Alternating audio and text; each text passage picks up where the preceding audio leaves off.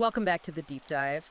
If you've been listening to us for a while, you know we usually like to peel back the layers of a topic, maybe overturn a few stones to see what's crawling underneath. But today we aren't just overturning stones. We're basically taking a sledgehammer to the foundation of the house. That is putting it mildly. I mean, we aren't just looking at cracks in the drywall here. We're looking at the structural integrity of the entire building. Yeah, we are tackling a subject that, honestly, a lot of people are terrified to discuss above a whisper in the corporate break room. We're talking about the red pill. We're talking about that gnawing gut level feeling that a lot of men have that something in the modern world isn't just, changing naturally, but is actually fundamentally broken. Or, if you believe our source material today, actively engineered against them. It's a heavy topic. We are looking at the architecture of society itself. Law, education, family, media. We're asking the question, is the game rigged? And if it is, who rigged it, when did they do it, and why? Right. And to answer that, we are diving deep, and I mean deep, into a book that describes itself as a declaration of war. It's an ebook titled Feminist Damnation, A Special Place in Hell for Feminists by Conrad Reicher. Now, I have to say, just from that title alone, this isn't going to be a polite, middle-of-the-road, let's all get along kind of discussion, is it? No, absolutely not. And Riker is very upfront about that. He frames this book as an autopsy. He's dissecting a system he claims is dead, or rather a system that is killing its host. He argues that this isn't some self-help book for sad men who can't get a date. He says it's a book that frankly shouldn't exist in the current climate, and it's designed to dismantle what he calls the lies of the modern gender narrative. So our mission for this deep dive is to trace the history of these institutions before and after their capture by feminist and Marxist ideologies. This is for the learner out there who suspects the deck is stacked but just doesn't have the blueprints to prove it yet. Exactly. We're going to walk through the evidence he presents, step by step, keeping in mind that our goal is just to lay out what the book is arguing. But before we get into the heavy-hitting data, and there is an absolute mountain of data here, I want to be clear. If you like what we're doing here, if you want these unauthorized, unfiltered conversations to keep happening, you need to like and subscribe to the deep dive right now. It actually helps us keep the lights on and keeps the algorithm from burying us. And more importantly, if the things we discussed today resonate with you, if you feel that shock of recognition, the author Conrad Reicher is very clear. You need to go to Amazon Kindle or Google Playbooks right now and buy Feminist Damnation. Yeah, go get it. And for the raw daily updates that probably can't even make it into a published book due to censors, you should follow at Conrad Reicher on Substack. That's where his real-time analysis is happening. Okay, so let's get into it. I was reading through the source material, and I have to say the data points in here are, well, they're jarring. We hear about the gender gap all the time, but usually it's framed as women being the victims. That's the core premise of Section 1 of the book, which he calls the Great Lie and the Marriage Plantation. Reicher's argument is that feminism was never actually about equality. That was just the sales pitch. That was a brochure.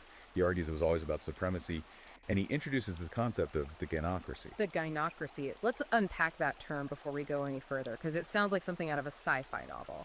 What does he actually mean by that? He describes it as a socio-political system that is embedded deep in law and culture, where men are effectively second-class citizens.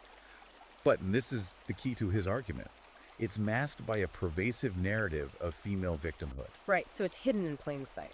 Exactly. It's the idea that society is structured to extract value from men, their labor, their protection, their taxes, their resources, all while systematically denying them authority, respect, or even basic due process. So all the responsibility, none of the authority. That sounds like a recipe for massive resentment. It is. And the centerpiece of this extraction mechanism, according to Reicher, is what he calls the marriage plantation.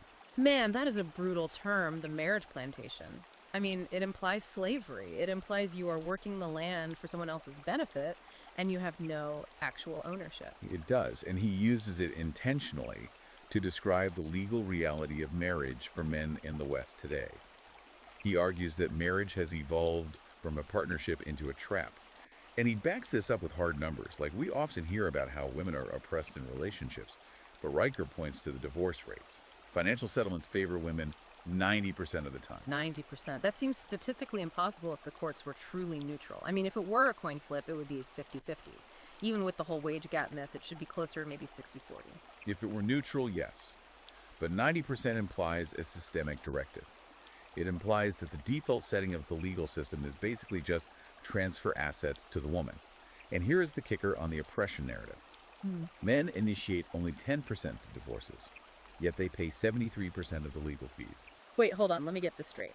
So men are the ones largely trying to stay in the marriage, or at least they aren't the ones filing the paperwork to leave, but they are the ones footing the bill for the dissolution of their own family. Riker calls it extortion with a wedding ring. Think about it from a contract law perspective.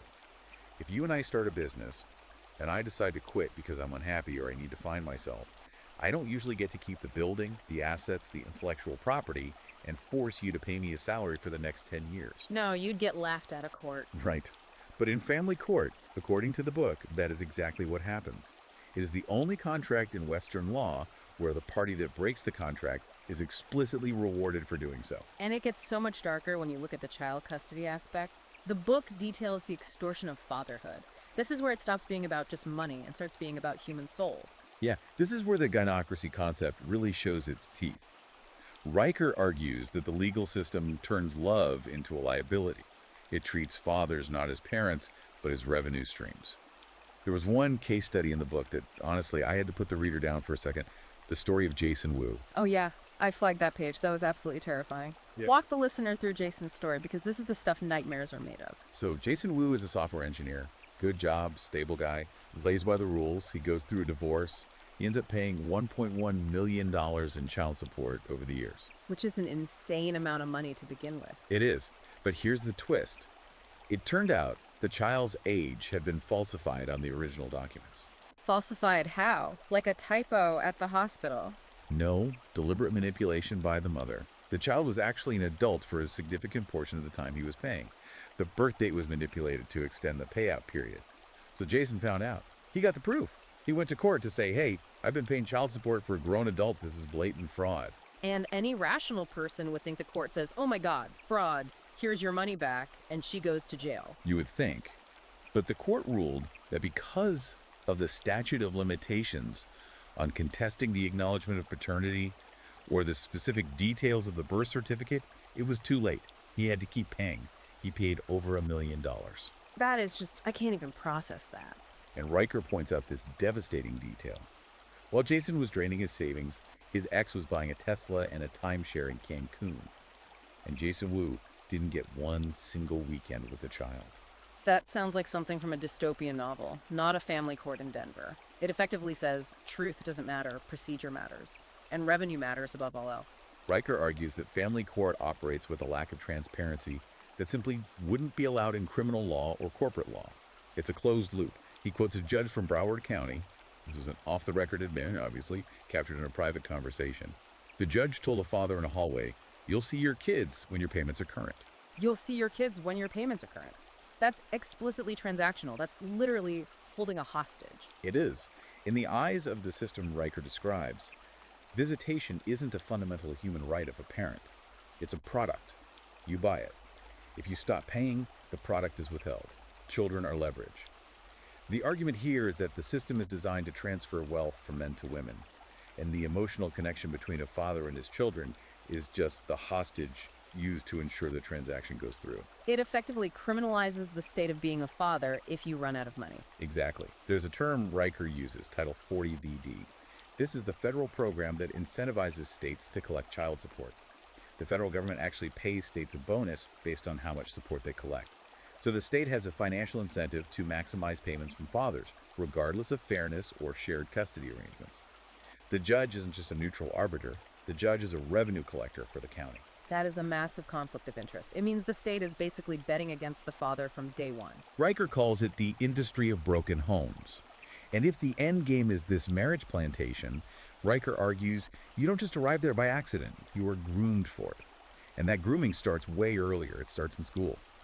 Which brings us to Section 2, the education war schools that hate boys. This is something a lot of parents of boys are starting to notice instinctively. My friends with sons tell me this all the time. Riker calls it the pipeline problem. The data shows that the education system has become a filtering mechanism that removes men or breaks them before they even hit the workforce. We know the college stats. Women now earn 58% of bachelor's degrees, and that number is climbing. But Riker asks why.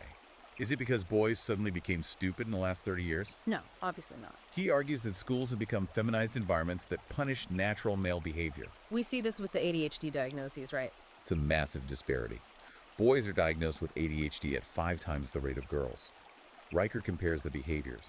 When a girl in a classroom is talkative, social, maybe passing notes or whispering, it's often labeled as enthusiasm or social engagement, seen as a positive trait. She's a communicator. Right, she's spirited. Exactly. But when a boy does the exact same thing, fidgets, can't sit still, wants to move, taps his pencil, it's a disorder, it's a pathology. Riker argues that boys are evolutionarily designed to be active, to learn through doing, through competition, through testing boundaries. If you force a boy to sit still in a chair for 7 hours a day and listen to a lecture, you are fighting his nature. And when he resists, you drug him. There was that anecdote about the high school boy in Oregon. I think this really illustrates the double standard in discipline that the book is talking about. Yes, this story really boils the blood. This boy was expelled for physical aggression. Now, what did he do? Was he beating someone up? Was he bringing a weapon to school? No. He was wrestling with his friends on the grass during lunch. No one was hurt. No one was angry. It was roughhousing, physical play. But the school has a zero tolerance policy for that kind of toxic male energy.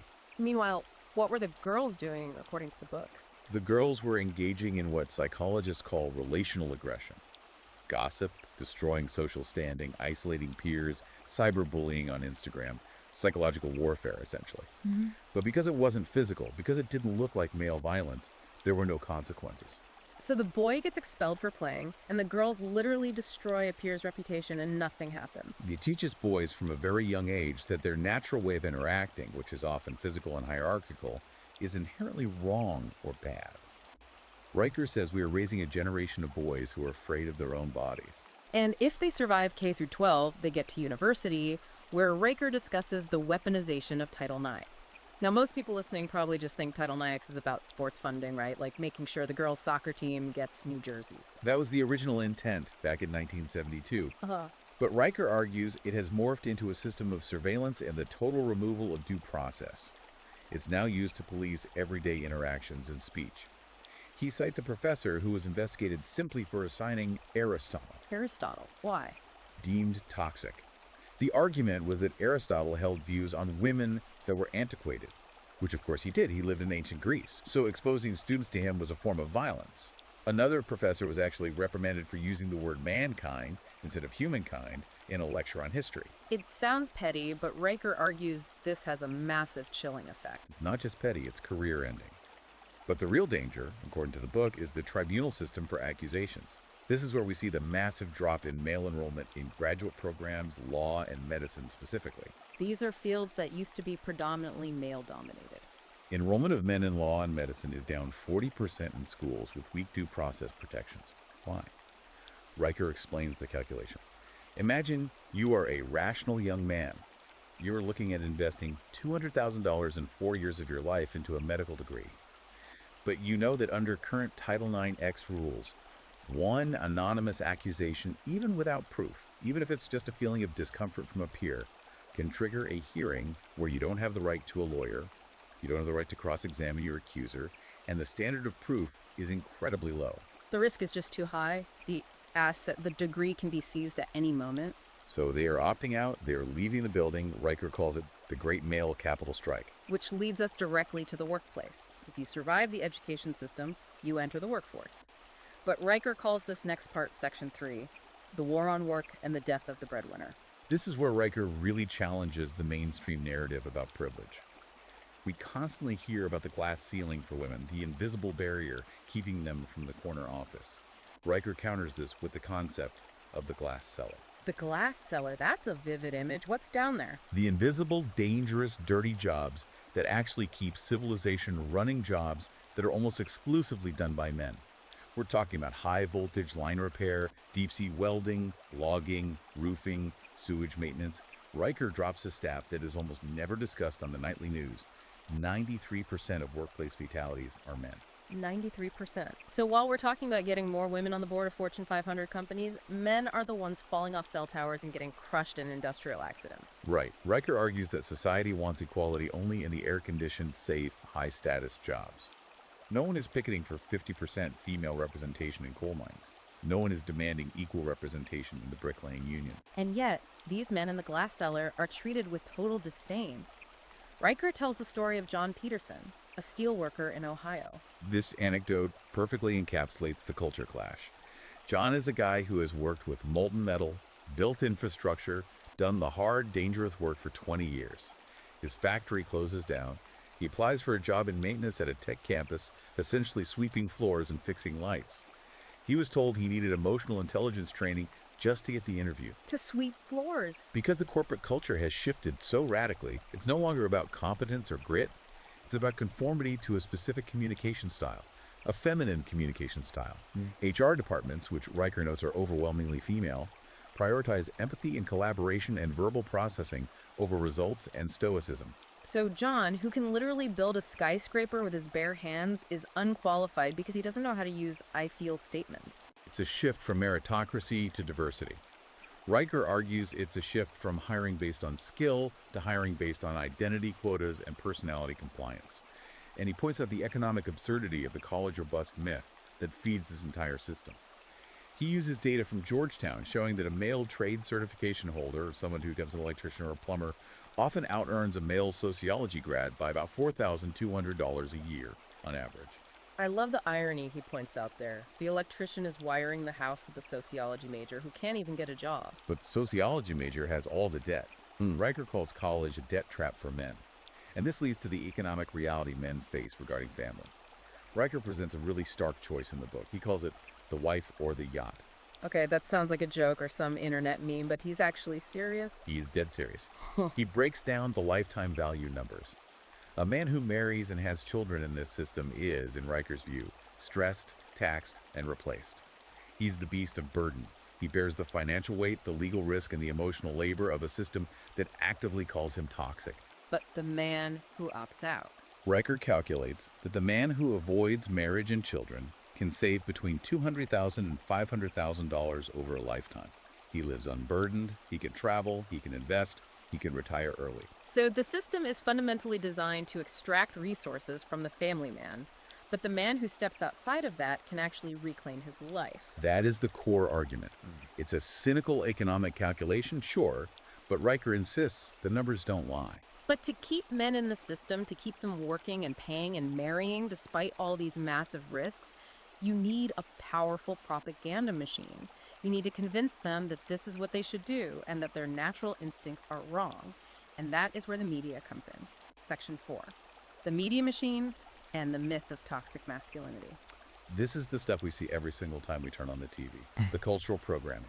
Riker compares the old archetypes with the new ones to show how the hero has been completely deconstructed. He uses the Captain Kirk comparison. It's a perfect example. He compares Captain Kirk from the original 1966 Star Trek with Captain Una Chin Riley from the recent series Strange New Worlds.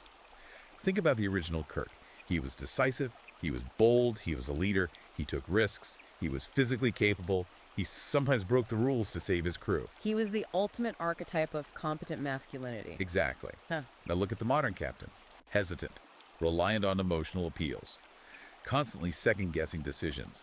Riker argues that modern scripts are written to show men as needing consensus and validation rather than command. It's the deliberate removal of masculine competence. And it's not just sci-fi. He talks about the woke Disney propaganda. There's a story about a father watching the Lion King remake with his son. Oh yeah, this one resonated with a lot of his readers.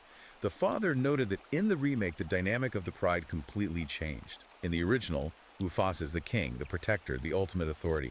In the remake, Riker describes Simba's mom running the pride like a corporate DEI officer.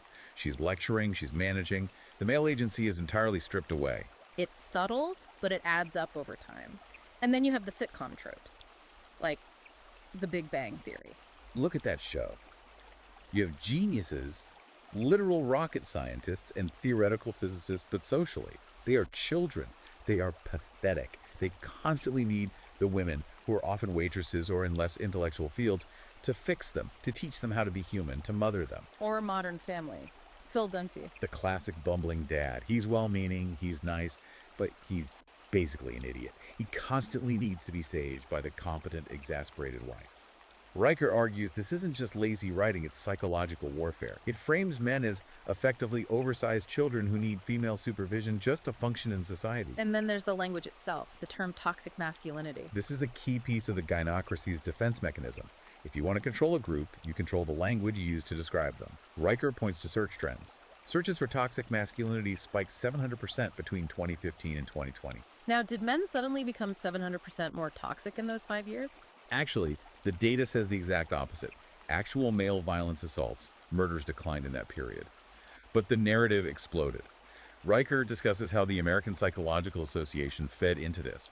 In 2019, they released guidelines stating that traditional masculinity ideology have been shown to limit male psychological development. What traits did they actually list as harmful? They explicitly listed stoicism, competitiveness, dominance, and the desire to protect as pathological. Wait, so being a protector is now a sickness. Being competitive, the very thing that drives innovation and progress, is a sickness. According to the APA, yes.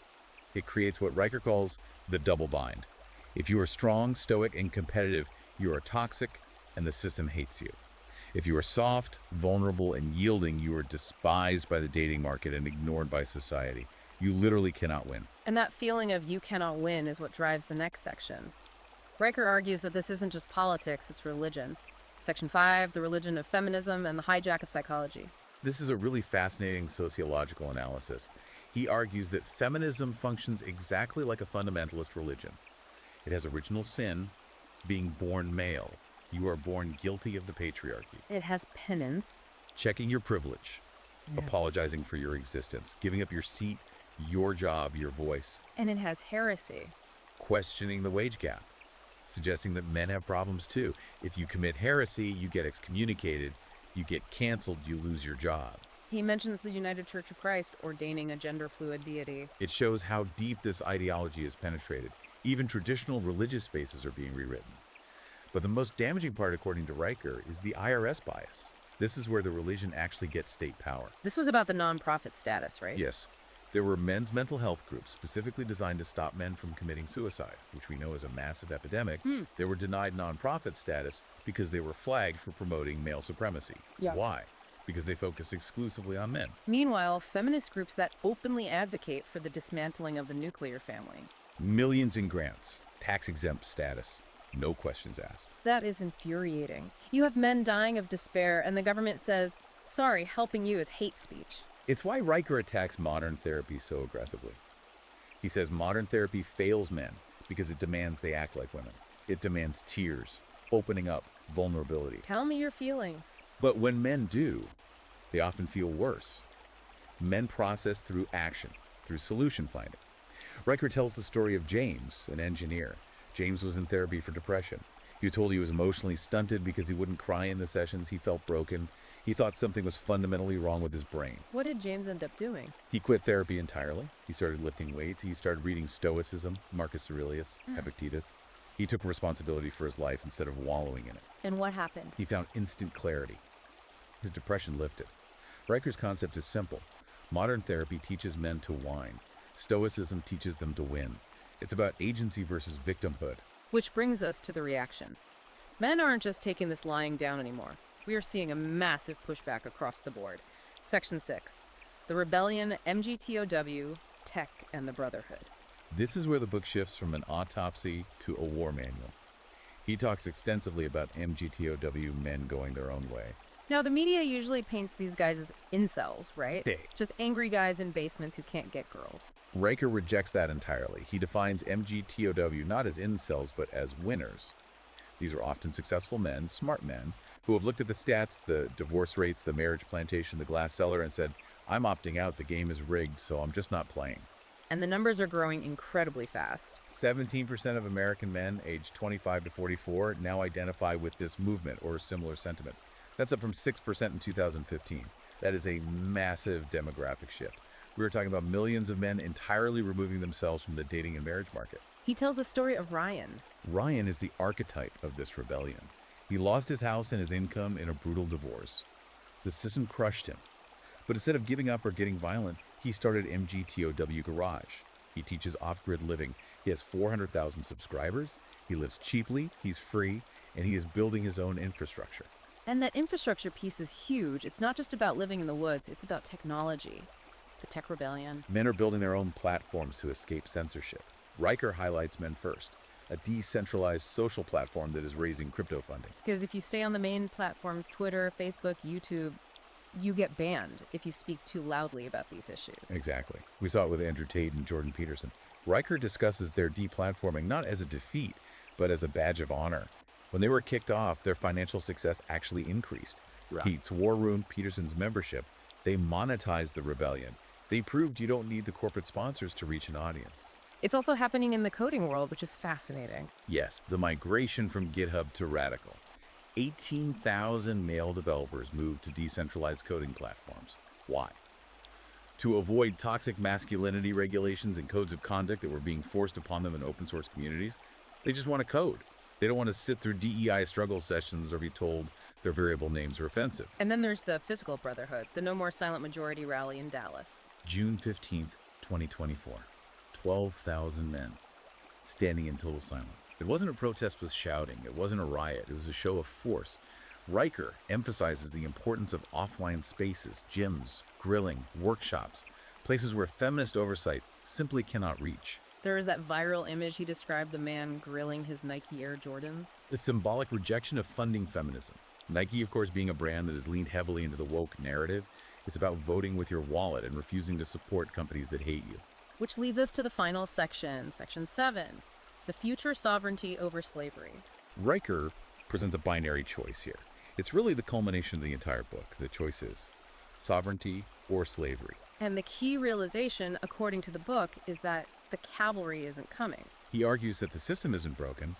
It's working exactly as designed. It is designed to extract. So no one is coming to save you. That is the hardest pill to swallow. We are trained from birth to wait for the hero. But you have to be the hero. You have to save yourself. He contrasts the American victim mindset with the Bushido Code. The Japanese salaryman. Duty, honor, silence and suffering, gammon endurance. Riker argues that the American man has been medicated into a stupor, whereas the path forward is a return to that ancient code of responsibility. Not for the benefit of women or society, but for his own self-respect. And financially, this is already having an impact. Look at Disney stock. Riker claims it plummeted specifically because dads stopped taking their sons to movies. Men are spending 41% less on branded lifestyle junk. They are opting out of the consumer economy that hates them. So what does this all mean for the listener? Riker says, feminism didn't liberate women, it weaponized them. And men became the fuel. That's the core takeaway. The rebellion isn't about hate. Riker is very clear on this. It's about indifference. It's about total indifference to a system that hates you. It's about turning your back on the gynocracy and building something else. A parallel economy, a parallel culture. This book, Feminist Damnation, is essentially a boot on the throat of the feminist narrative. It is heavy, it is controversial, and it is absolutely packed with data that you are just not going to see on the nightly news. If you are ready to wake up, if you're ready to see the code of the Matrix, you need to go buy this book right now. Check Amazon Kindle, check Google Play Books, get Feminist Damnation by Conrad Riker. And make sure you subscribe to @Conrad Riker @Substack for the ongoing war effort. And of course, like and subscribe to The Deep Dive. We are going to keep having these unauthorized conversations no matter who gets mad. Absolutely. The truth has to get out there. We'll leave you with Riker's final thought for the listener, something to carry with you as you navigate all of this. Stay sharp, stay free, stay dangerous.